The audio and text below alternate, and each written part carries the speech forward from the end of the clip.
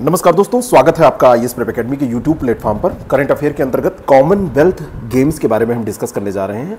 Commonwealth games 2022 Birmingham में संपन्न हुए। इनको बर्मिंघम कॉमनवेल्थ के नाम से भी जाना जाता है और इनके आयोजित होने की जो तारीख है वो 28 जुलाई से शुरू हुए थे, 8 अगस्त तक ये चले हैं। इनके बारे में जितने भी महत्वपूर्ण प्रश्न हैं उनको हमको देखना है, जैसे कि कोई भी परीक्षा जो आगामी परीक्षाएं हैं आप जब दें तो उसमें आपके ये क्वेश्चन गलत ना हो। मैं ओम पांडे, आपका गाइड, आपका दोस्त। चलिए शुरू करते हैं और लेते हैं पहला प्रश्न। प्रश्नों के साथ साथ में जो व्याख्याएं होंगी उन व्याख्याओं के आधार पर भी आपको प्रश्नों को सॉल्व करना होगा, इसलिए व्याख्या को भी आप ध्यान से सुने।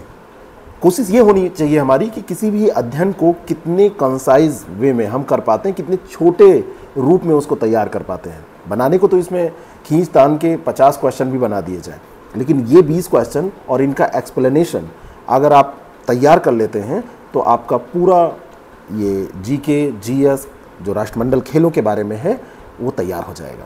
चलिए शुरू करते हैं। पहले राष्ट्रमंडल खेल वर्ष 1936 में आयोजित किए गए थे। थोड़ा सा इतिहास भी हम देख लेते हैं।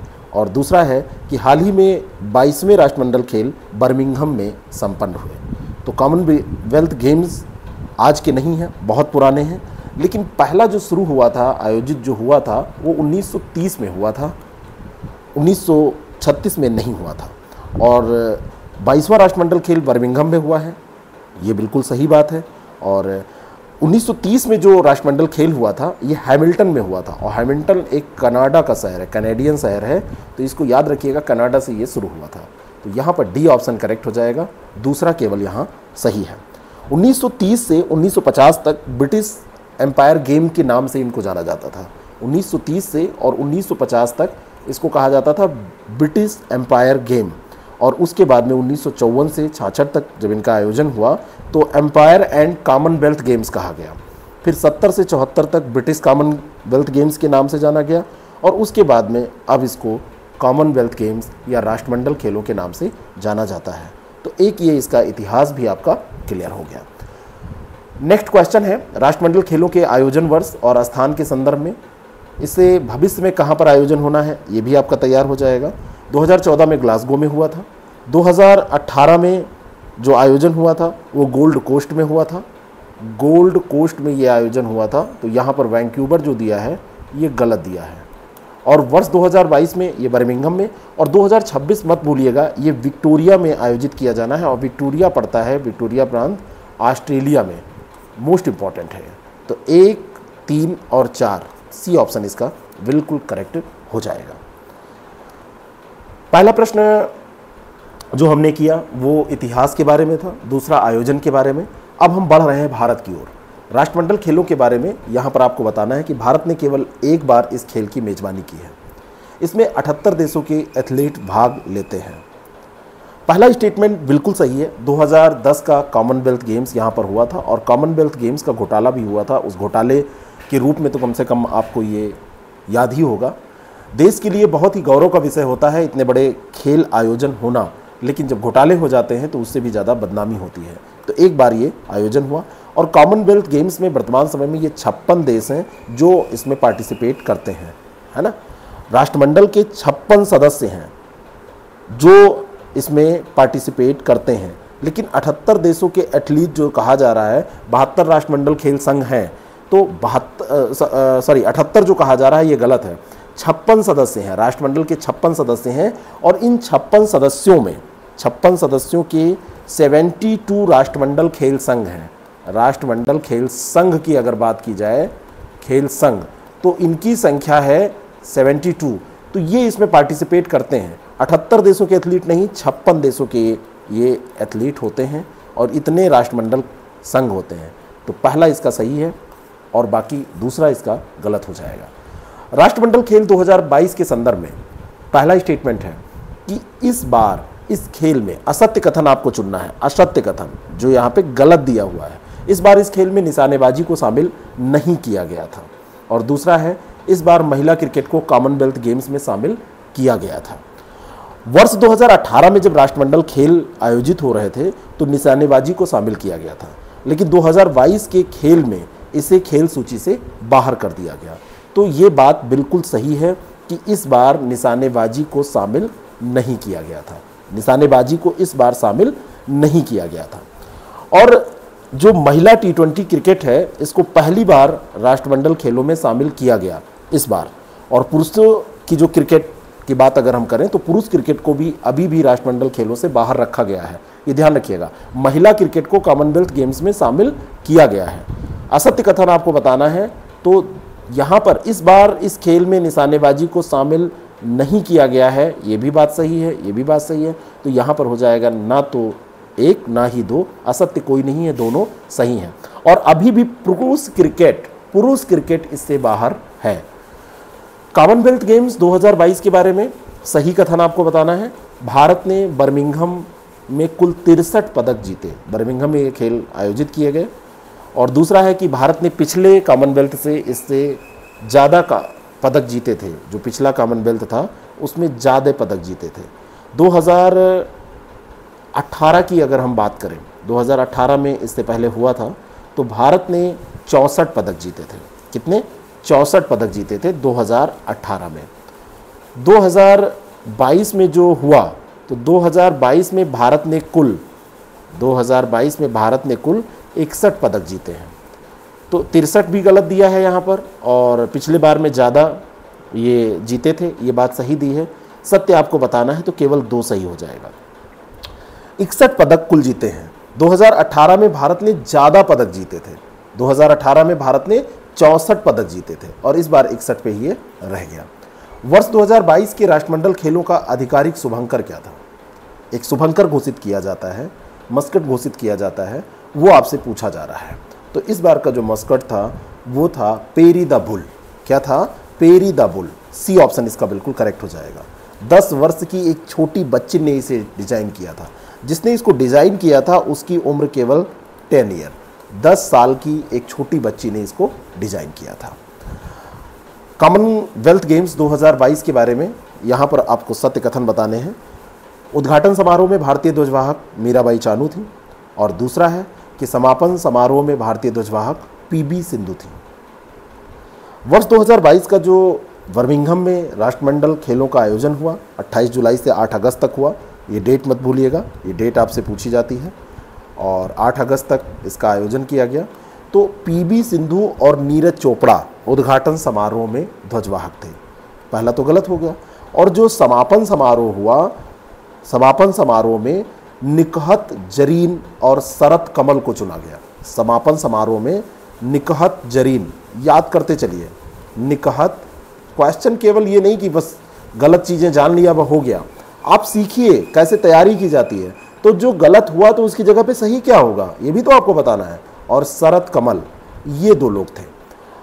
और मैंने आपको उद्घाटन समारोह में बताया कि PB सिंधु, PB और नीरज चोपड़ा, ये 2 लोग थे। नीरज चोपड़ा चोटिल हो गए थे तो ध्वजवाहक फिर PB सिंधु को ही रखा गया था। किसमें?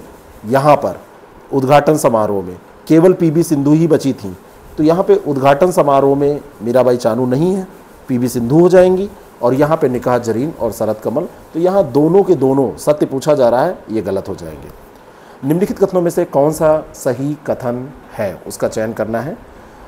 कॉमनवेल्थ गेम्स 2022 में भारत पदक तालिका में 3रे स्थान पर रहा, और पदक तालिका में ऑस्ट्रेलिया पहले स्थान पर रहा। ऑस्ट्रेलिया में 2026 में होना है, लेकिन तैयारी इतनी अच्छी उसने कर ली है कि 178 पदक के साथ ये पहले स्थान पर अभी से आ गया। देखिए कितनी बढ़िया बात है, 178 पदक इसने जीते हैं। अगली तैयारी आप देख लीजिए कितनी अच्छी है। जो एग्ज़ाम आगे देना है उसकी तैयारी अभी से कर रखा है इसने। भारत ने कुल 61 पदक जीते हैं, और भारत का जो स्थान रहा है वो 3रा नहीं रहा है, भारत का रैंक रहा है 4th। तो पहला गलत है, दूसरा सही है, B ऑप्शन इसका बिल्कुल करेक्ट हो जाएगा। 67 गोल्ड जीते हैं ऑस्ट्रेलिया ने, 67 गोल्ड जीते हैं ऑस्ट्रेलिया ने। इससे ज़्यादा इसमें कुछ याद करने की जरूरत नहीं है, लेकिन प्रथम स्थान पर वो रहा है। और भारत के गोल्ड कितने हैं, जरा भारत के बारे में ही हम बात कर लें तो भारत के कुल 61 रहे हैं। अब 61 में आप इसको डिवाइड करिए। भारत के जो गोल्ड रहे हैं वो 22 रहे हैं, जो भारत के सिल्वर रहे हैं वो 16 रहे हैं, और जो ब्रोंज रहे हैं वो 23 रहे हैं।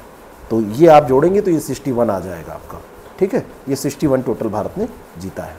कॉमनवेल्थ गेम्स 2022 की पदक तालिका के बारे में दो बातें लिखी हुई हैं। मेज़बान इंग्लैंड तीसरे स्थान पर रहा और दूसरा है कि भारत के तुरंत बाद पदक तालिका में स्कॉटलैंड का स्थान था। ऑस्ट्रेलिया पहले स्थान पर रहा। ऑस्ट्रेलिया का स्थान तो बिल्कुल आप याद ही रखेंगे। ऑस्ट्रेलिया ने 178 पदक जीते, पहले स्थान पर रहा।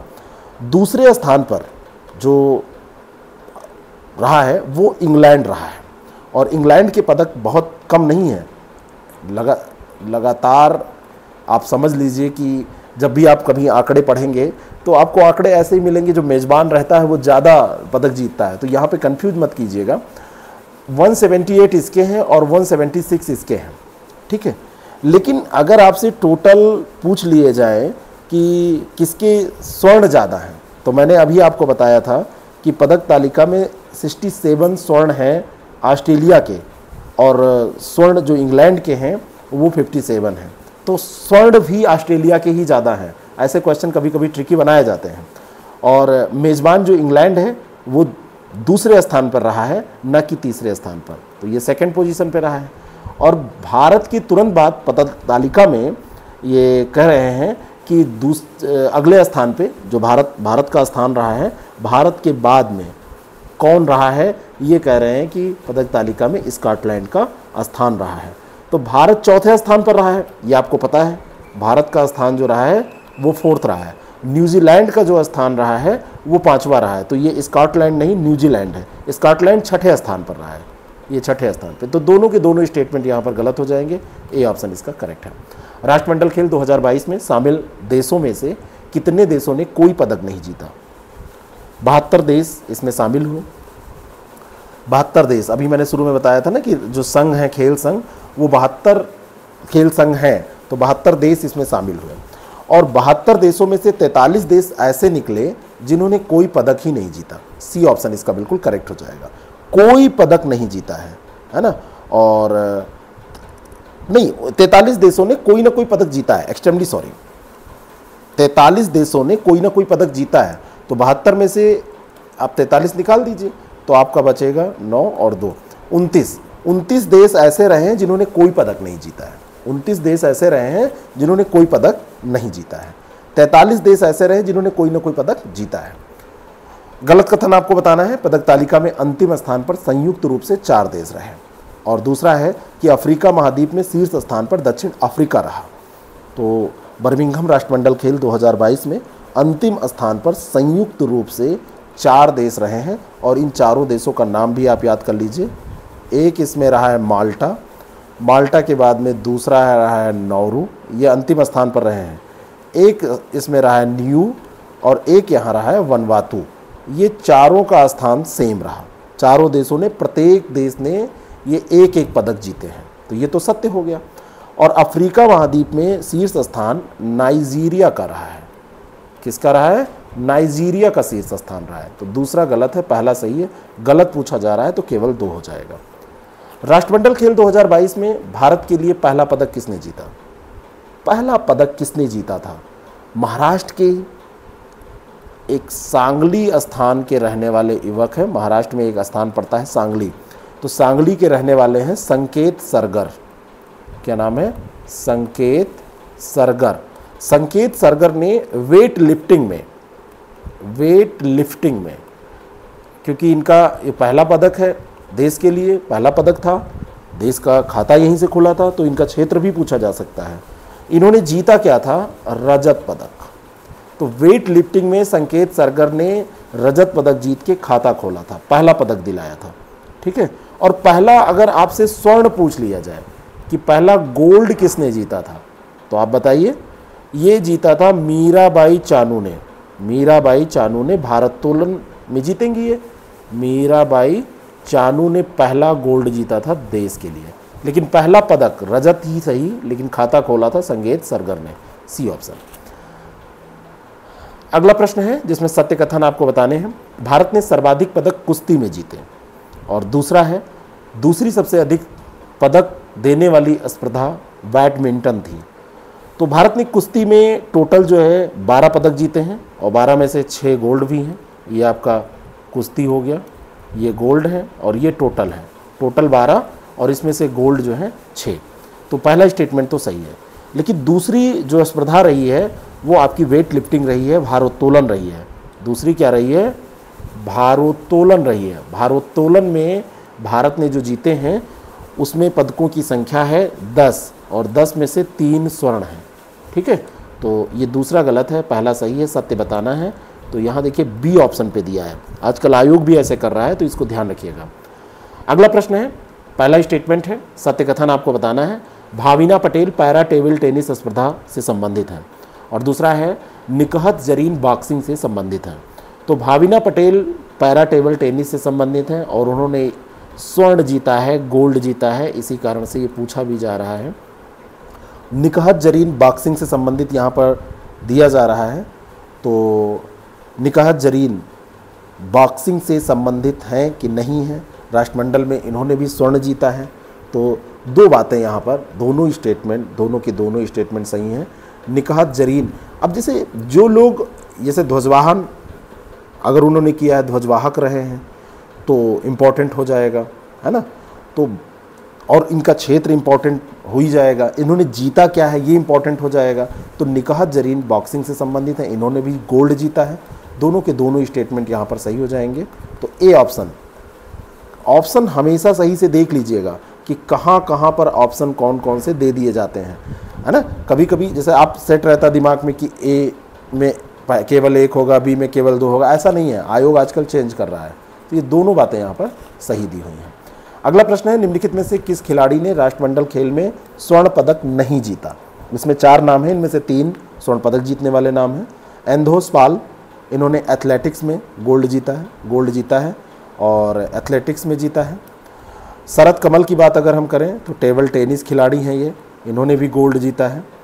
दीपक पुनिया की बात करें तो दीपक पुनिया रेसलर हैं, तो रेसलिंग में इन्होंने जीता है।